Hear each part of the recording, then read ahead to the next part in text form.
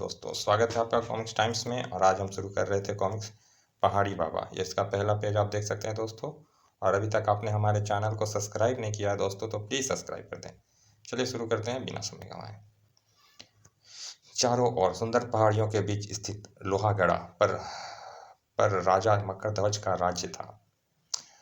राज्य में चारों तरफ सुख, समृद्धि और स्वतंत्र शांति तथा खुशहाली का संपूर्ण साम्राज्य था। लोहागढ़ा के राजा के सुंदर महल के बाद कोई पहला नाम जुबान पर आता था तो वह था पहाड़ी बाबा।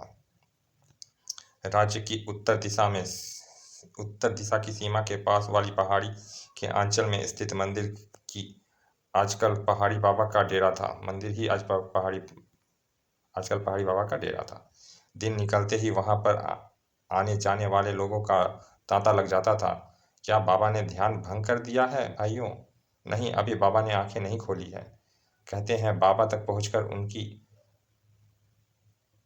आशीर्वाद प्राप्त करने वाले को असाध्य रोग से भी छुटकारा मिल जाता है। मेरा बिरजू तो मौत के मुंह में ही पहुंच गया था, पर पहाड़ी बाबा ने बचा लिया।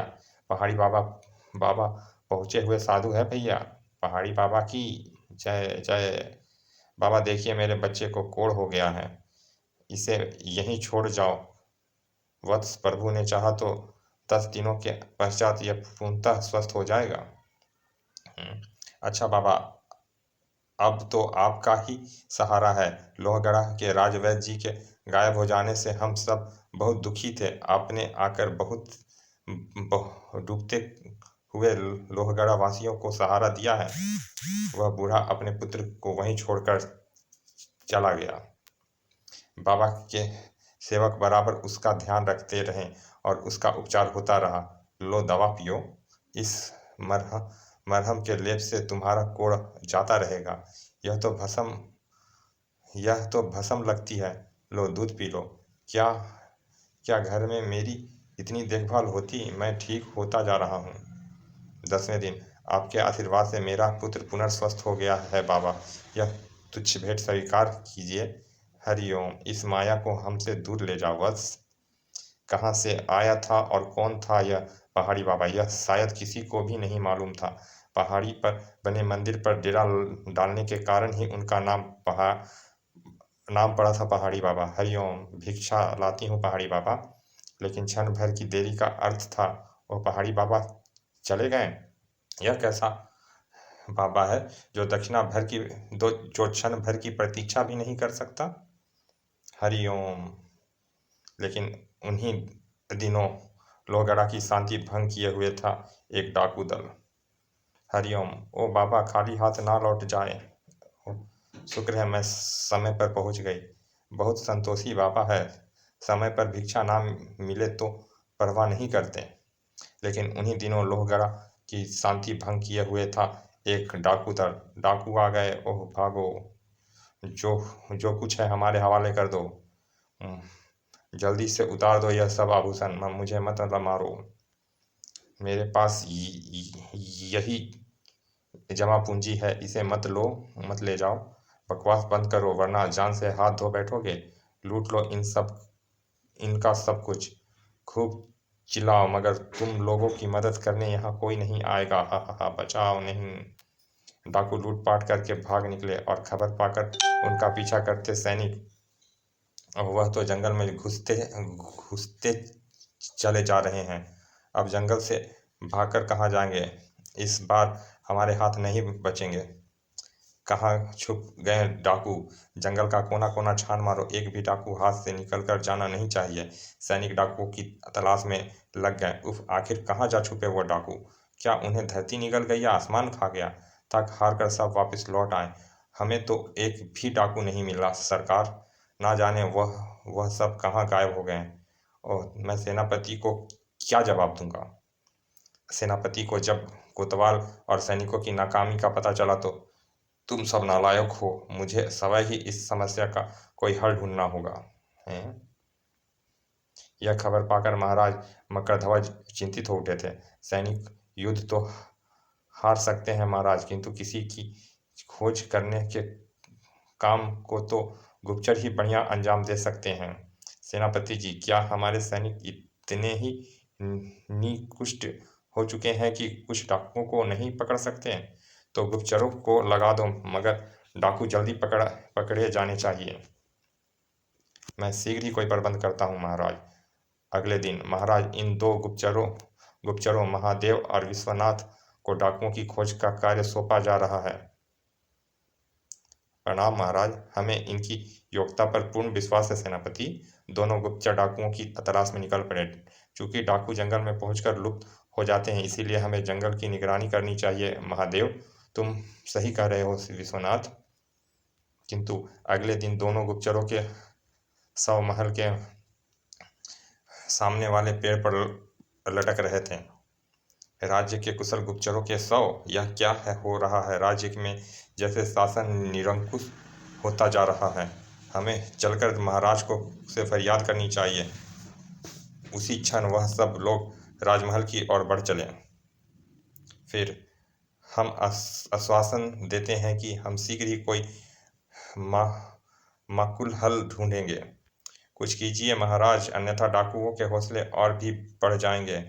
हम आश्वासन देते हैं कि हम शीघ्र ही कोई माकूल हल ढूंढेंगे।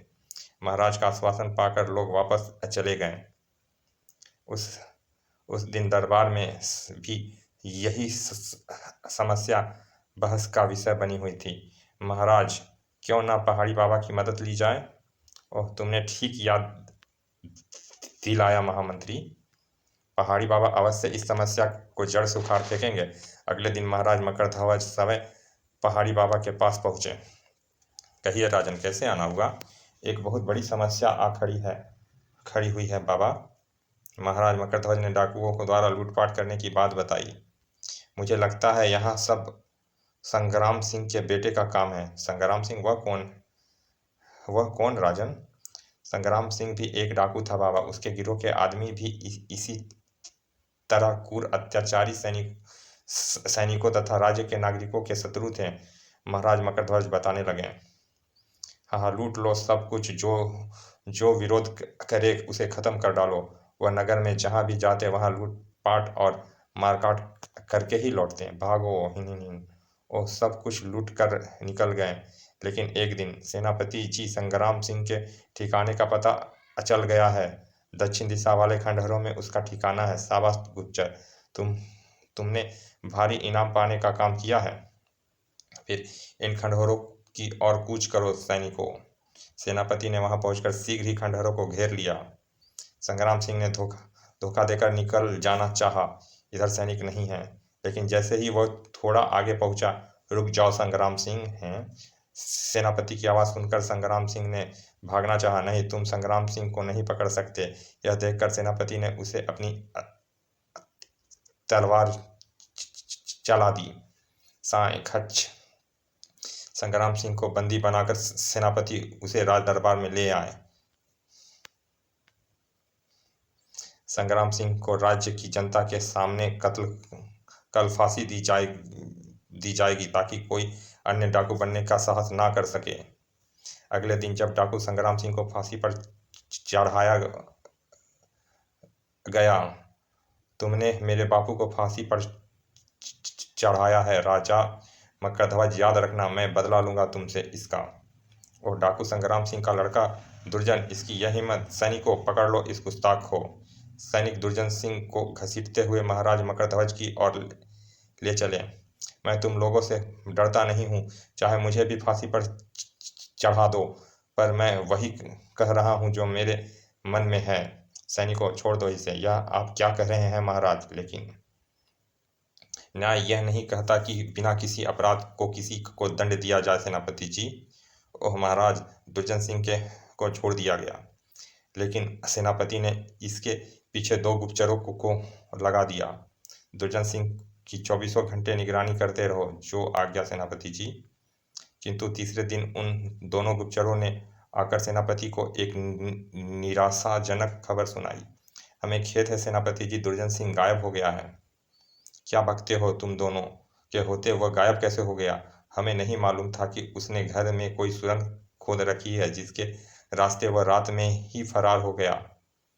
लेकिन उसके बाद दुर्जन सिंह किसी को नहीं दिखाई दिया। फिर तो जरूरी नहीं है कि यह काम दुर्जन सिंह का ही हो राजन। मैंने तो केवल अपना संदेह व्यक्त किया है बाबा। ओह, मैं 21 दिन के लिए समाधि लगाने जा रहा हूँ राजन। तब तक मैं उस डाकू का पता लगाने की कोशिश करूंगा। पहाड़ी बाबा के पास से महाराज मकरध्वज को निराशा ही लौटना पड़ा। तो क्या हम राज्य की जनता को 21 दिन के लिए और डाकुओं के रह के रहमो करम पर छोड़ दें? उसी रात जब महाराज मकरध्वज परेशान से अपने कमरे में बैठ रहे थे, राज्य के सैनिकों को अगर पूरे राज्य की निगरानी पर लगाता हूं तो बाहरी आक्रमण होने का भय है, जिससे राज्य की सुरक्षा ही खतरे में पड़ जाएगी। तभी राजकुमार आदित्य व अश्विनी ने वहां प्रवेश किया। क्या बात है पिताजी, आप अभी तक सोए नहीं? किस परेशानी के कारण आप इतनी रात तक कमरे में टहल रहे हैं? नींद नहीं आ रही थी, इसीलिए जरा टहलने लगा था। किंतु तुम लोग क्यों जाग रहे हो? महाराज ने दोनों को टालना चाहा।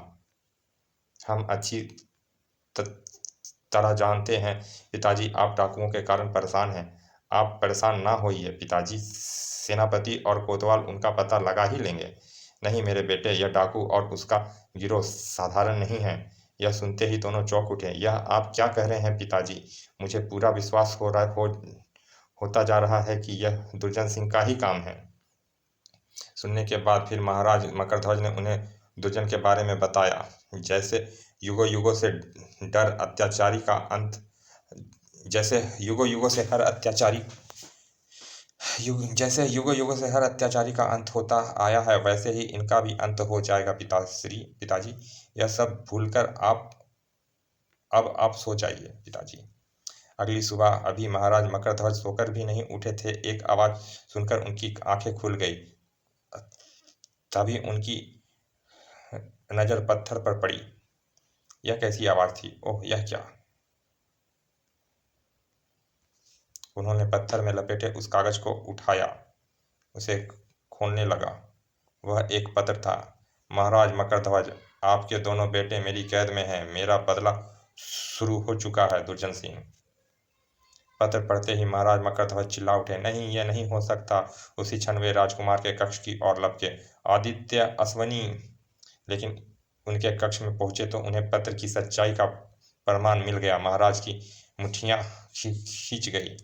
और सचमुच ही दोनों राजकुमार लापता हैं। उस डाकू की यह हिम्मत कि मेरे बेटे को कैद करके मुझे घन की धमकी भरा पत्र भेजे। महाराज मकरध्वज ने उसी समय सेनापति को तलब किया। सेनापति, हमें राजकुमार चाहिए।